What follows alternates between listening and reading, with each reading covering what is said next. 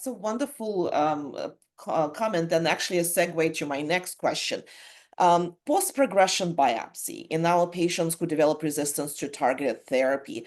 That was actually a question from the last session, but I saved it for here because I knew we're going to be talking about resistance.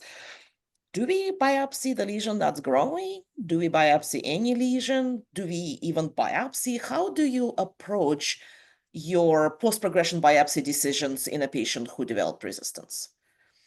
Uh, I can start with that one. So I think in an ideal world, you would get a post-progression biopsy of tissue, and it would be of an area that is growing.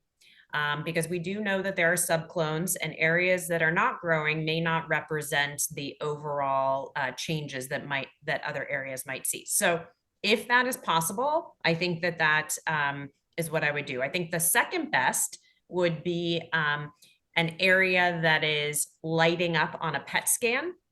So even if it's not growing, it's still very metabolically active. It's still an area that is trying to grow. That would be my second choice. Anybody else have? Well, I was going to say totally agree Yeah. about both of those approaches.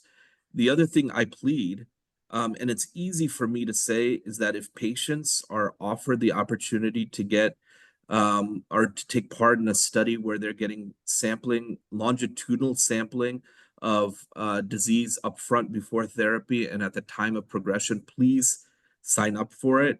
Because I think and it's the same issue that I deal with in my patients with cancer cachexia, where we are trying to get specimens of fat and muscle, and it's superficial specimens, but patients are going through so much that they just don't want to think about this extra stuff, and I totally get it.